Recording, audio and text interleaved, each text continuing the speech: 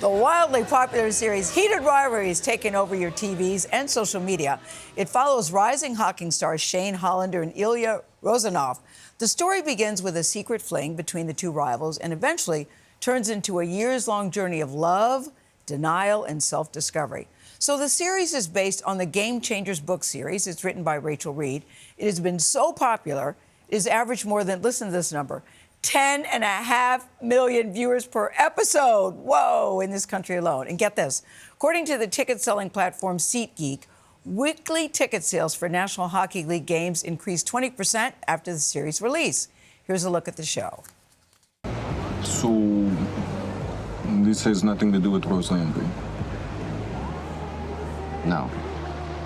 Well, I mean, yeah, she was dressed very well, and so did her friends, but I just want to stop looking like I was always going to the gym. I've never really cared about clothes. So, you and her are not... We're not. She's great, but we're just not compatible, I guess. Slacker. Jacob Tierney is the creator. He's the executive producer. He's the director. What can this guy can't do? He's also the writer of Heated Rivalry. Brendan Brady, no slouch either. He's an executive producer of the series, and we're happy to say they join us first on CBS Mornings. Welcome and congratulations, guys. Congrats. Thank you. Thank you. I said I'm going to try not to drool because I love this show so much. I watch it because of all the heat. I go, what is this about? I don't think it's for me. I watched the first episode, then I watched them all.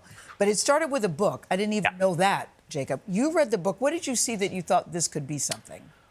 Well, there's kind of two answers to that. One, okay. I love the book. I became a fan right away. It was one of the first romance books that I read, and I just really liked it. Rachel's a great writer. It's funny, it's sexy, but it's also really sweet and tender.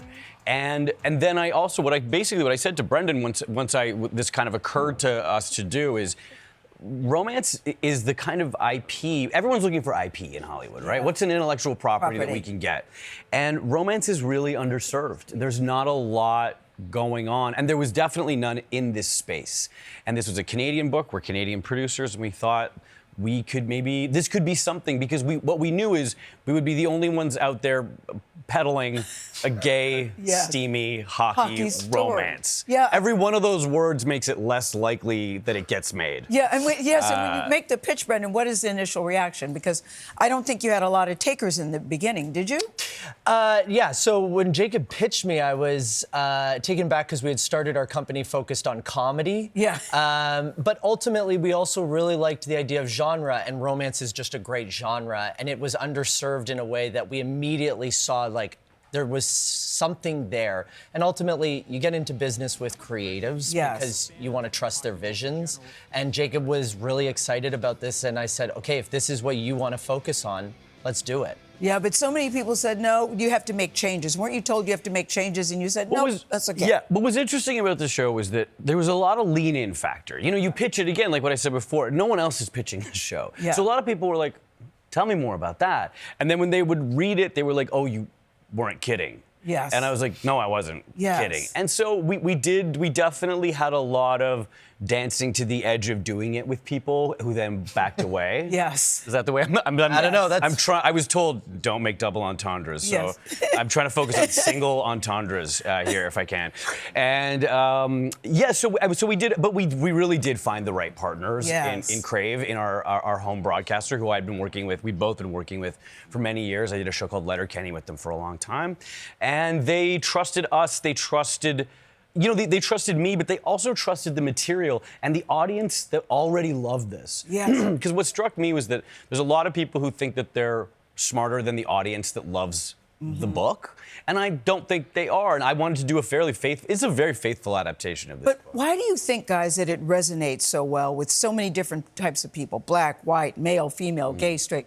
What do you think it is? I know it is for me. What do you think it is? I think because it's very romantic. Yeah. I think that's what it is that it has the hallmarks and trappings of a real classic romance.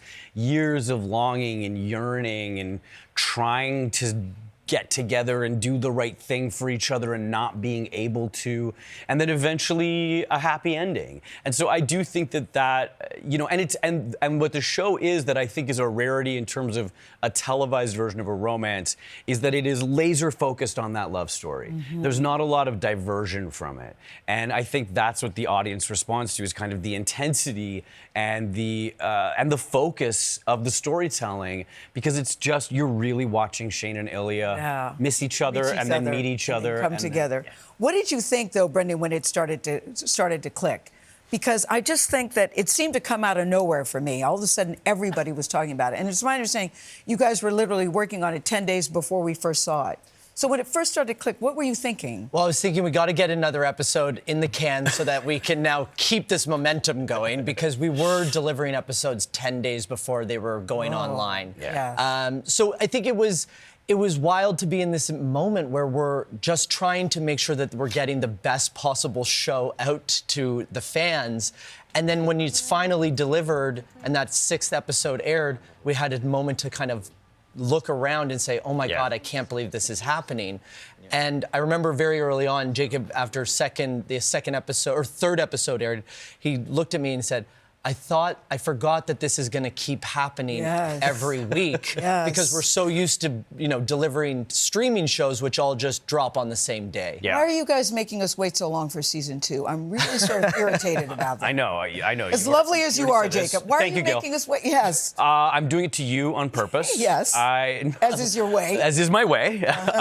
No, listen, as I said, I mean, like, you know, the reason is because we didn't know we were going to sell this show. We didn't know anybody was going to watch it. I had not written a second season. I did not know I was going to get a second season, but it's all happening. We're writing it now. We're getting ready to start shooting this summer, and there will be more Heated Rivalry on your TVs truly as soon as humanly possible. And as I like to say, I'm going to say this right to the camera. Which camera? Give him a camera. Which camera? You got to give him one. Hey, it's 3. Like the best parts of this show, just enjoy the urn.